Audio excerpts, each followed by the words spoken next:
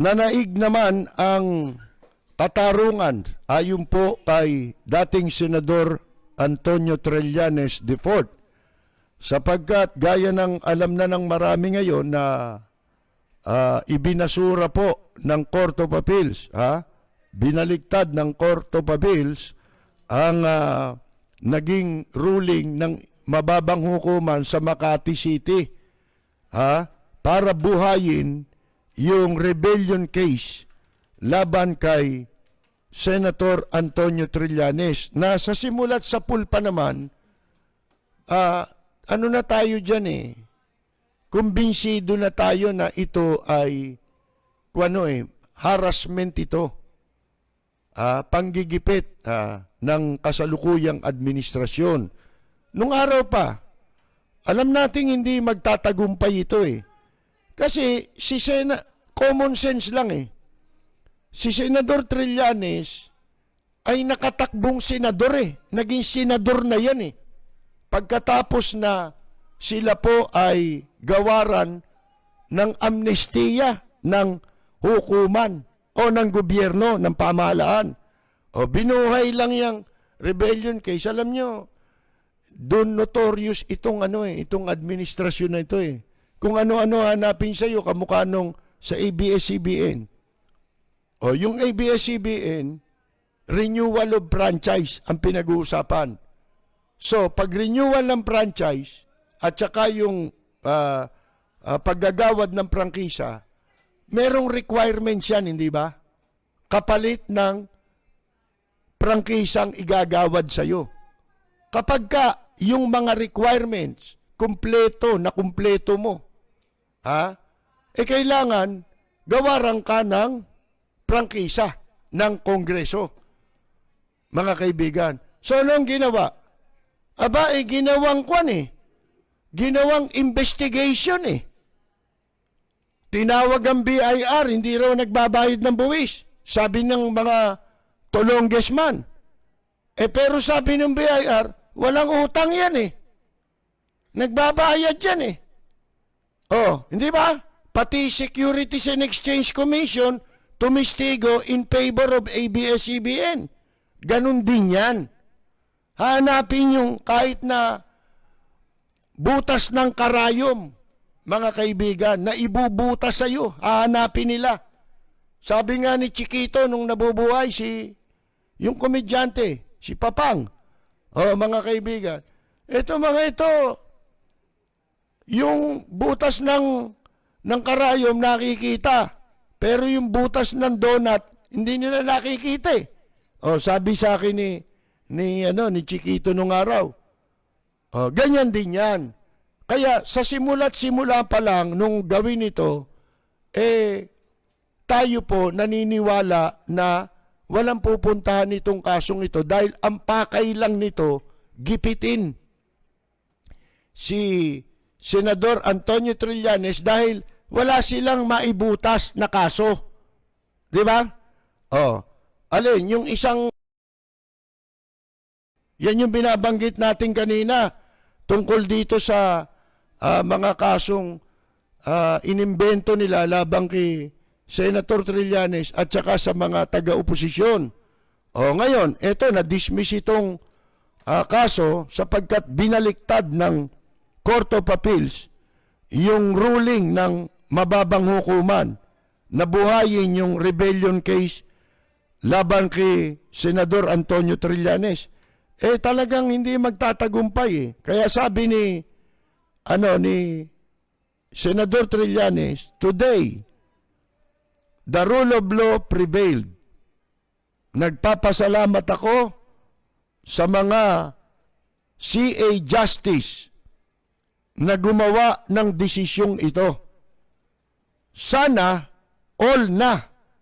I wish all judges and justices ay may ganitong sense of justice to check the prevailing authoritarianism in the country. Talagang mga walang hiya, ang mga gumagawa niya. Yan ang dapat ma-report Hindi alam di ba? Yung nagpalabas ng video ni Bicoy mga kaibigan, at inakusahan ang mga oposisyon kasama na si Senator Antonio Trillanes. At ngayon nga po, yung mas naunang kaso na ginamit sa panggigipit kay Senador Trillanes ay binaliktad po ng Court of Appeals. Yung ruling o desisyon ng Makati Court na buhayin yung rebellion case laban sa kanya. At ang sabi ni Senador Trillanes, sana all na. I wish all judges and justices ay may ganitong sense of justice to check the prevailing authoritarianism in the country. Ayan po, mga kaibigan. The Court of Appeal 6th Division granted Trillanes' plea to reverse. Dininig po ng Court of Appeal 6th Division at ginawad yung pong motion ni Senador Trillanes na mabaliktad yung September 25, December 2018 ruling ni Makati Regional Trial Court Branch 150 Judge Elmo Alameda.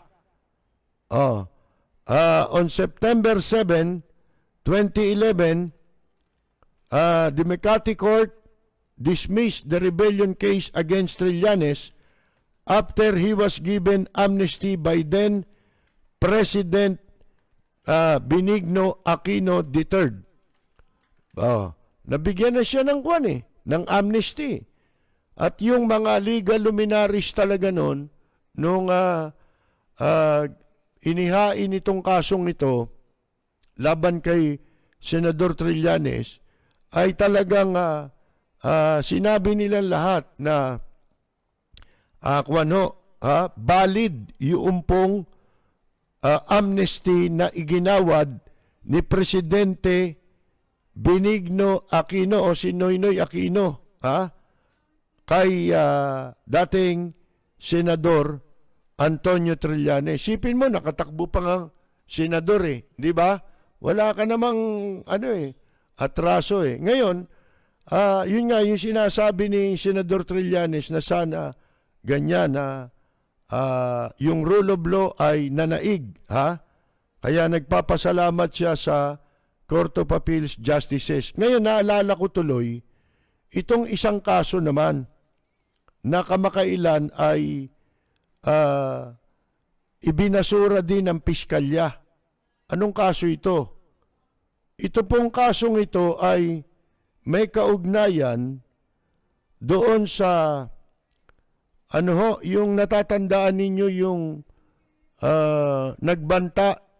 banta ba yun magbibigay daw siya ng reward na kung ilang milyon sa sino mang makakapatay daw kay anong tawag dito kay Presidente Digongyo.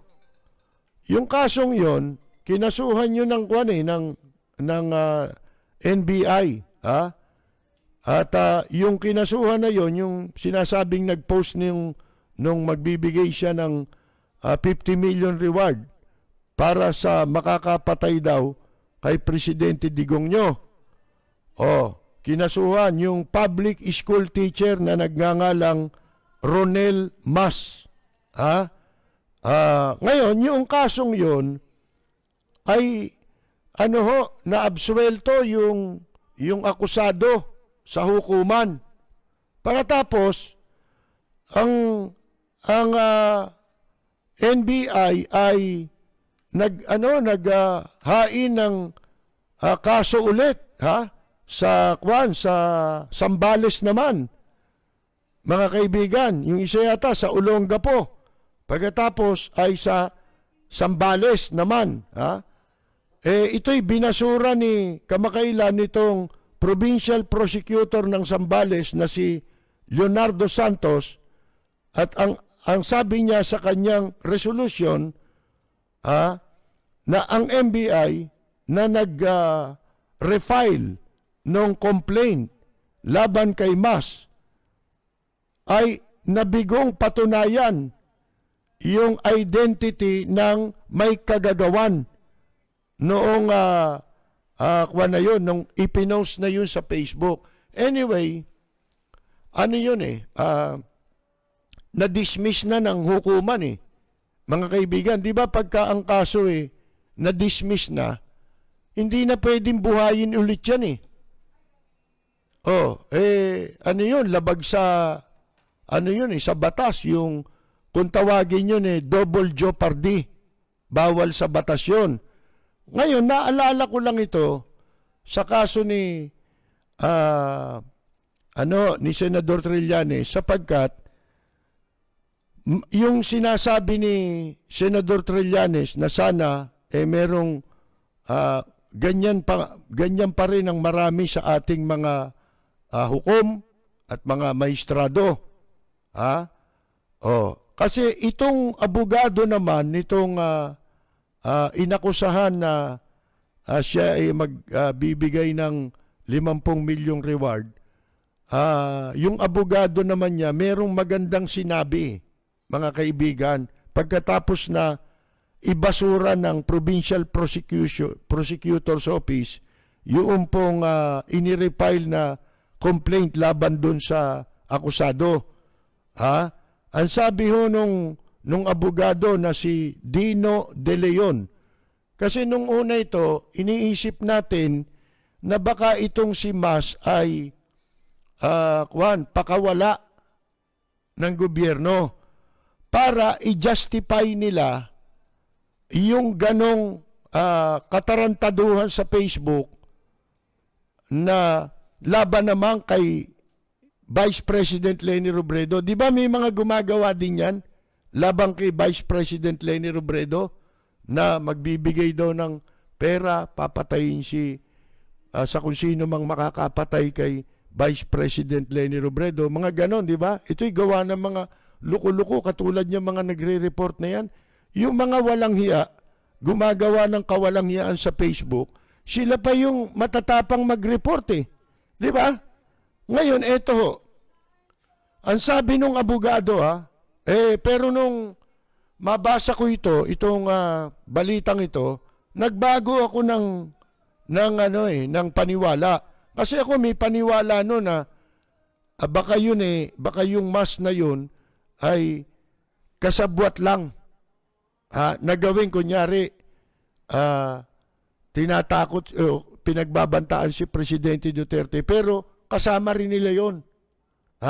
Sa kanila ring kampo galing yon para magkaroon sila ng dahilan na gawin din yung ganong klase ng pagbabanta labang kay Vice President Leni Robredo. Para magawa din nila, mga kaibigan. Ngayon, eto, nabasa ko yung sinabi ng abogado na tumayong abogado nung nag-o-offer ng 50 million sa makakapatay daw kay Presidente Duterte. Ito sabi nung abogado, mga kaibigan, ang layunin daw na determina na ang layunin lang ng kasong inihain laban doon sa kay Ronel Mas ay panghaharas. Mga kaibigan. At ang sabi niya, indeed, what this decision shows is, ang ipinakikita raw sa desisyon is that ordinary people, yung karaniwang tao na tulad ng teacher pala itong Ronel Mas na ito can push back and can stand up against oppression. Halos magkapareho, di ba, ang ibig sabihin nung sinasabi ni Senador Trillanes at saka nung tumayong abogado nitong sinasabing nagbanta raw na nag-offer na magbabayad ng 50 milyon sa sino man makakapatay kay Presidente Digongyo. Mga kaibigan, ito raw ay ang dapat makita na ang ordinaryong mamamayan, katulad ni Ronel Mas, pwede kang dapat tumayo ka, ipaglaban mo, ha? Lumabang ka sa panggigipit, labanan mo ang panggigipit, ang inhustisya, ang paglabag sa karapatang pantao. Sabi nung abogado, for so long as there are people, hanggat may mga tao na maninindigan kung ano ang tama at nararapat, meron tayong pag-asa. Yun ang sabi nung abogado parang ganun din ang ibig sabihin po ni Senador Trillanes. Hindi ho ba, mga kaibigan? Sa panig naman ng mga hukom na meron pang mapagkakatiwalaan Hindi ba? Katulad nun, yung fiscal din doon na humawak nung isa Sambales, yun doon sa kaso nung Mas. Kung ano yun bibihira na yung ganun Bihira tayo makadinig ng ganun unang-una, bawal yun, di ba? Kung na-dismiss na yung kaso sa hukuman, tapos kakasuhan mo na naman sa parehong kaso. Tawag doon, double jeopardy yun mga kaibigan ang sabi ho niya nitong si Senador Trillanes, yun nga, nanaig ang rule of law, ang katarungan. At siya ay nagpapasalamat sa mga maestrado ng Court of Appeals na gumawa ng desisyong ito. Ito pa ano pa bang dito? Ayun din yung sinasabi rito. Ang sabi naman ng Court of Appeals doon sa kung bakit nila ni-reverse, binaligtad yung desisyon ng Makati Court. Ang Makati Court daw ay nakagawa ng pag-abuso, grave abuse of discretion sa pagresolba doon sa sa petition, ayon sa Commission o Court of Appeals, na ang conditional amnesty which was granted to Trillanes, na iginawad kay Trillanes, may be revoked if it is later found that the grantee, maaari daw i-revoke, yung iginawad kay Senador Trillanes na amnesty, kung yung ginawaran si Senador Trillanes ay lumabag sa mga kondisyon upon which the amnesty was granted. Yung nasasaad na mga kondisyon sa iginawad na amnestiya sa kanya, or if it becomes known that he failed to fulfill them originally. Pwede mo lang bawiin yung amnesty, o kaya pwede kang makasuhan kapag yung pong yung mga kondisyon sa iginawad sa yung amnesty ay nilabag mo. Katulad din yan nung mga conditional pardon, yung mga parole, di ba ho? Kasi ang pinapardon lang, ang parole lang ay tumutukoy yun doon sa sintensya sa iyo Halimbawa, hinatulang ka, kamukha si Plander Estrada, di ba? Na malimit na nating naipaliwanag yan sa mga nakaraang programa natin, mga kaibigan, na ilang beses nang nilabag ni Estrada yung kondisyon sa pardon, na hindi na siya tatakbong muli.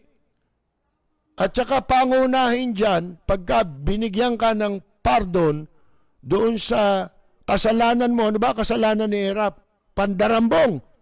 Ginawa niya ulit Pero hindi siya ibinalik sa kulungan yun ang maliwanag na may paglabag.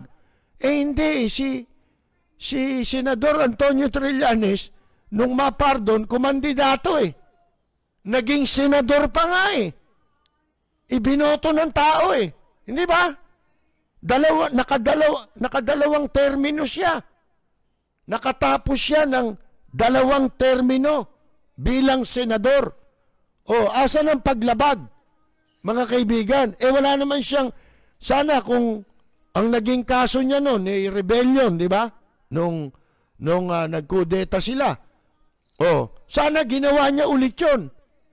Yun ang sinasabing marirebok o makakansila yung pardon mo kapag inulit mo yung ginawa mong kasalanan. Yung atraso. Hindi ba? Hindi naman niya ginawa yun eh. Paano mong ipaparibok yung amnesty? Hindi ba?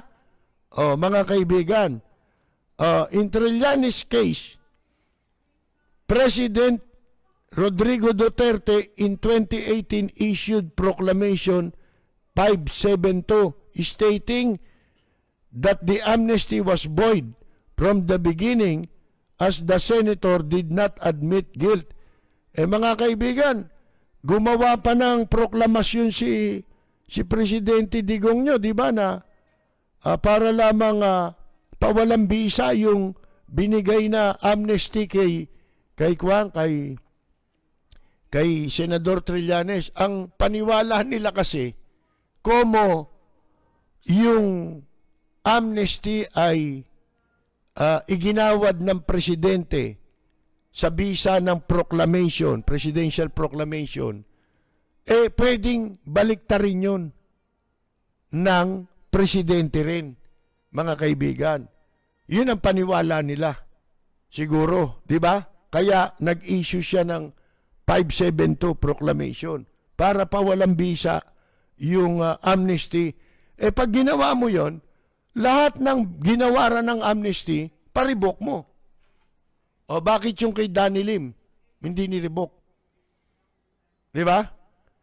Di ba magkakasamang nakulong yan sila Senador Trillanes tsaka sila Danny Lim, yung namatay na, di ba? Sa MMDA. Bakit yun? Yun ang sinasabi natin nun eh. Kung gagamitin nyo yung Proclamation 572, gamitin nyo sa lahat. Gaano karami ba yung binigyan ng amnesty? Sa kanilang kaso na nasangkot doon sa kudeta. Pawalang bisa mo rin yung kila Gringo. Di ba?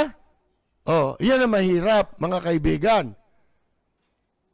Kaya, mabuti na lamang, merong mga matitino pa tayong maestrado at mga hukom, gaya nga ng sinasabi ni Senador Antonio Trillanes, sana lahat, mga kaibigan, sana lahat ng nasa judiciary ay marami pa ang matino.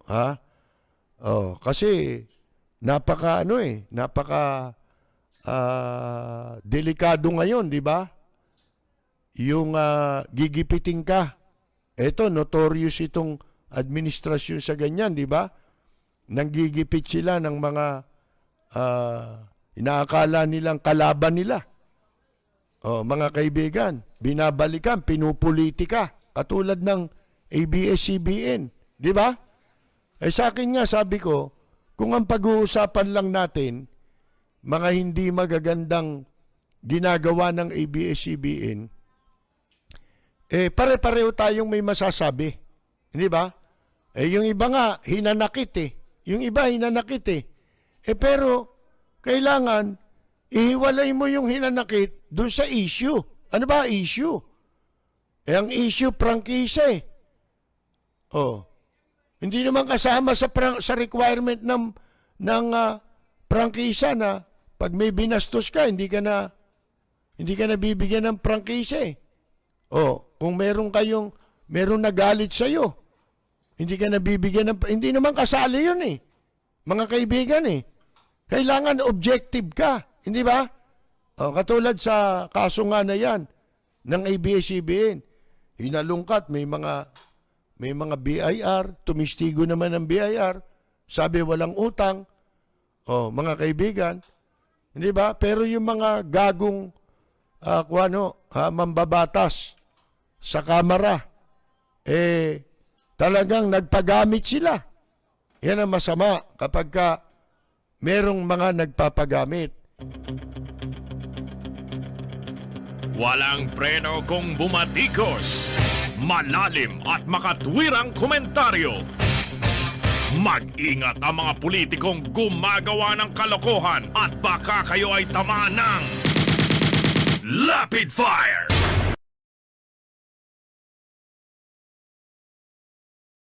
Ngayon, unti-unti nang nagliliwanag mga kaibigan, na parang nagsisisi na at naubusan na ng takot yung marami na nung una nagpapagamit.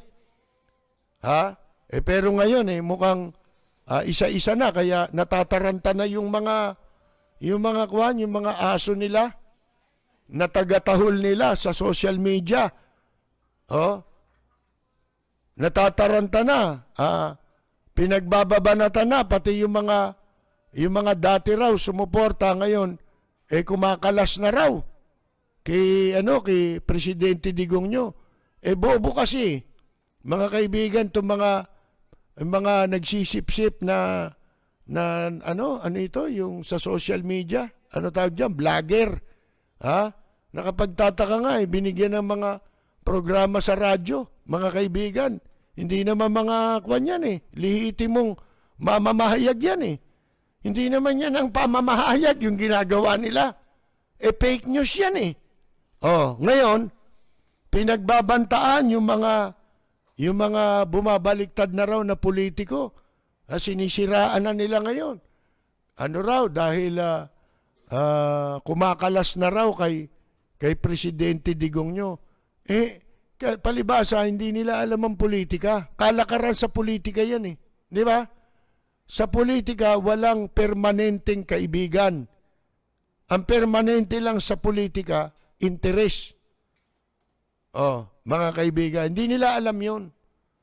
At hindi rin nila matanggap na hindi na natatakot itong ibang mga nagkakalasan sa administrasyon ngayon. Hindi nila matanggap yun, mga kaibigan. Nung una, nung bago pa lang itong administrasyong ito, sinasabi na natin yan. Mag-ingat ka sa mga pinagkukuha mong tao. Ang mangyayari sa'yo, kung ano yung nangyari sa iba. Pagka wala na, palubog na bangka mo, magtatalo na sa bangkayan. Siyempre, unang ililigtas niya sarili nila. Wala, hindi nakinig. Mga kaibigan, kailan kayo makikinig? Ngayon? Wala na. 1 taon na lang kayo Di ba?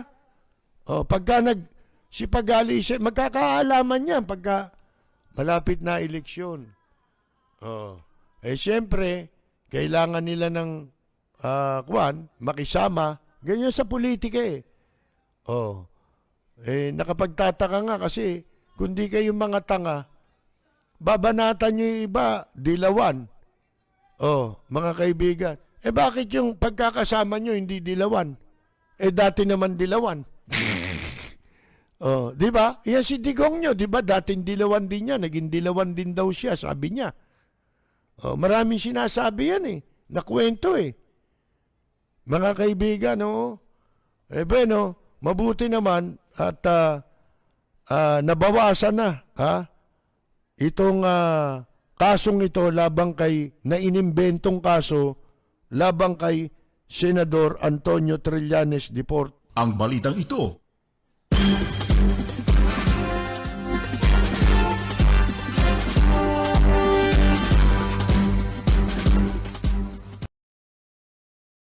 Pasensya na kayo ngayon, ginulo tayo ng mga hayop mga kaibigan Total, malapit nang maubos yung membro niyan Nakakahalata na sila Meron bang, ang sabi,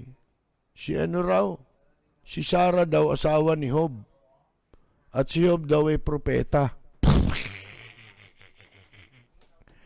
Talaga. Ang sabi naman dati, si Moises ay king of Egypt. Sino maniniwala dyan sa ganyan relihiyon? Di ba ho, mga kaibigan? Saan mo mababasa sa Biblia yan? Oh. Ngayon bumati tayo. Pasensya na kayo. Isipin mo, ang report sa atin, nudity, gago. Di ba? Nag-uubad ba kami rito? Pinakamabilis kasi ata yun. Pinakamabilis na. Gago rin yung Facebook, ano? Hindi muna tinitignan yung veracity ng mga report. Wala, hindi rin tatagal yan eh. Kung nanalo si President Trump, sarado na itong Facebook eh. Dahil wala eh. Mga kaibigan one-sided eh. Di ba? One-way traffic yung, sipin mo kung may mga troll na ganyan. Troll yan eh. Sila nga yung gumawa nung video ni Bikoy eh. Sus Mariosep, mga kaibigan. So, tayo po humingi ng paumanhin, no? Doon sa mga report na yun, nawala tuloy tayo. 2 beses. Pero nakabalik tayo, di ba? Kasi hindi totoo yung report eh.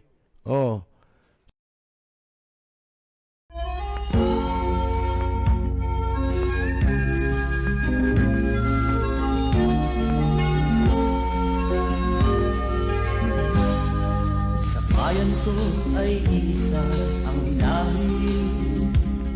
Dito'y wala ang pagkukunwari. Hindi padadaig, sadyang kilala sa daigdig.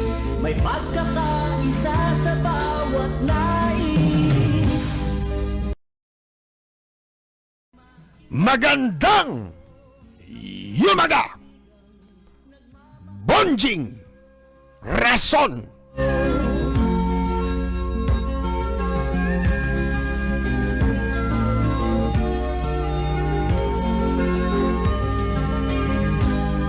Ang bayan ko'y punong-puno ng yaman. Bakit ito'y kailangan pang iwanan? Hindi nga ba't anong sarap mabuhay ng buhay?